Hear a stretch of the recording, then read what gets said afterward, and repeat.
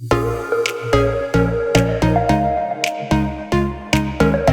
what is the difference between a linguist and a polyglot? Well, the linguist and the polyglot, of course, both of these people are people who practice language. Both of these people are of equal values, and each of these people have different perceptions about language and language learning, and neither one of them is entirely one or the other. So let's meet in the middle at the language learner. The language learner is not necessarily a polyglot, not necessarily a linguist, but when we merge the polyglot and the linguist, we have the ultimate language learner, let's say. So a linguist, now this is a person who studies language for what it is.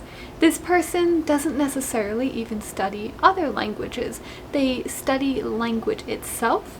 They study language, the language that they speak. So let's say native language. So let's say the native language is English. They study English, and they study the structure of that language, how that language is used. They study how it is developed in the society, how it developed over time, how it is used in different cultural contexts, how it is used by different people in different areas, in different contexts, and all of these usages of language.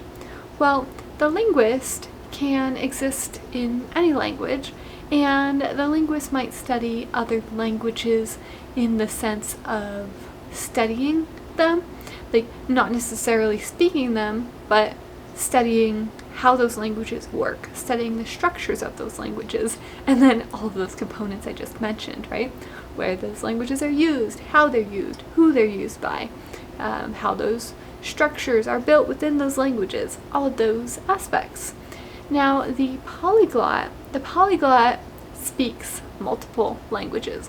The polyglot speaks 4 or more languages roughly, and the polyglot is not as concerned with how language is structured. It's not as concerned with what is not practical, what is not necessarily used in daily life. And the polyglot is an extremely practical person, right?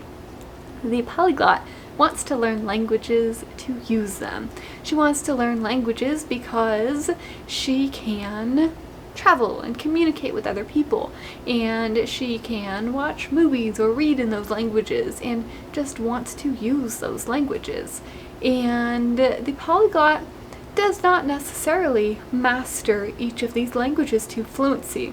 Now, this is a big misconception among polyglots, among people who perceive polyglots, is that, oh man, you speak so many languages, how do you speak 4, 5, 10, 20 languages, and I only speak 1 or I only speak 2? Well, the polyglot does not speak every single language at the same degree of fluency, of proficiency.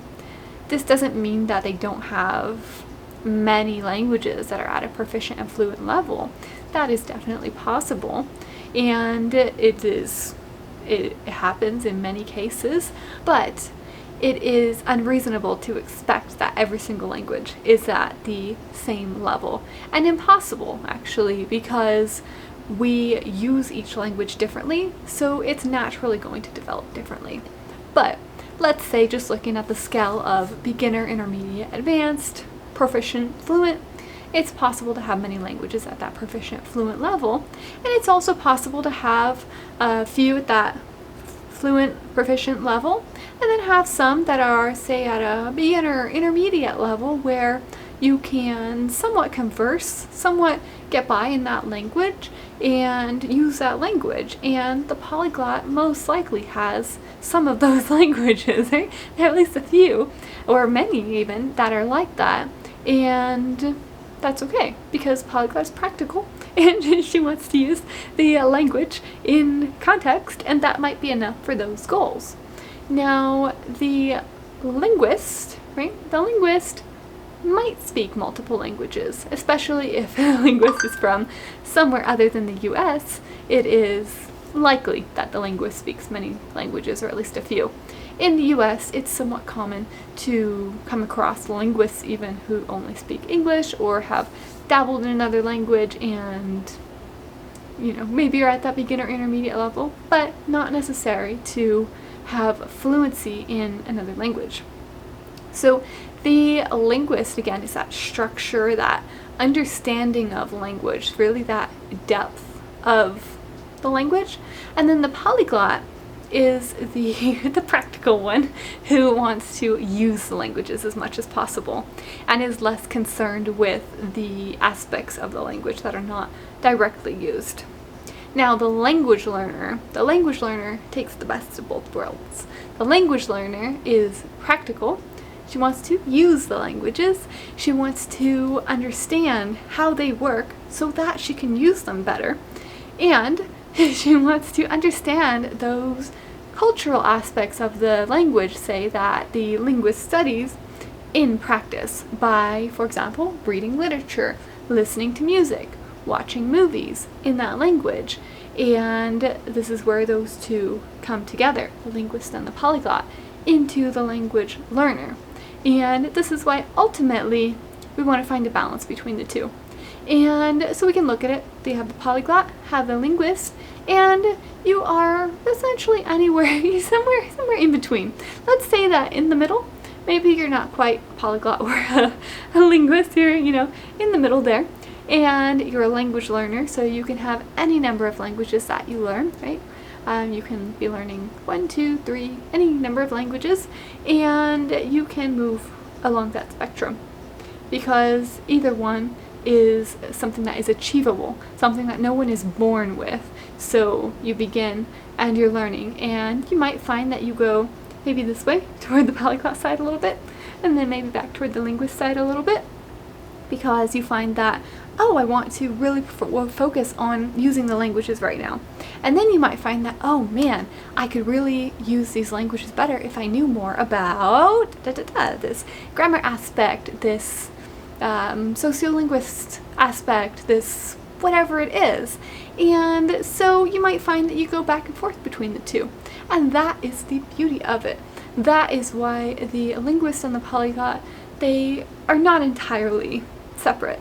They are different pathways, different focuses. You can choose one if you'd like, and you can use that as your goal, your focus, but know that you're going to naturally, ideally, integrate in aspects of the other one, because even when we choose one thing, even when we choose one language, for example, we are never entirely that language or that thing.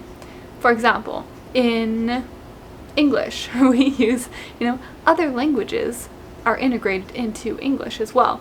We have all of our Latin bases, we have all of our words that come into English that are not English, like French, for example. We have like a rendezvous, and then we have that, and we use that in English, and that is part of that. So with the polyglot and the linguist, you may be a polyglot and still have aspects of linguist in there, have pieces of different languages even that you're not learning in there, or be a linguist and have aspects of that polyglot nature in there, even though that's not your aspiration. And that's okay, because these are only starting places. These are goals to look at, to start, and then it's up to us to make our way toward those and to build our path along it until it no longer matters what that initial goal was, what that starting place was, because we've now developed our own process and our own identity that is unique of these, but like these, integrates in pieces of each of them and pieces that we've developed ourselves as language learners.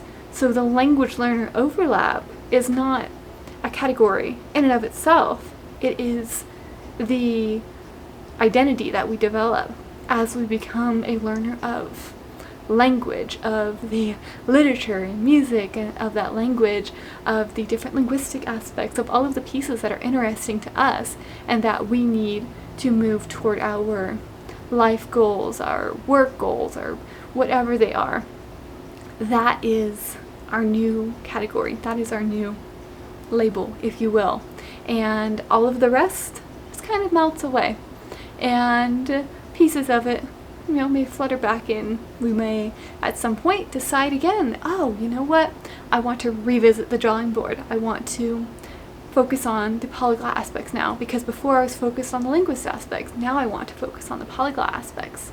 So we might develop that identity and then dive back in at a later point, say a few years later. Oh man, I really want to learn another language and move toward this polyglot side, and go through the process all over again.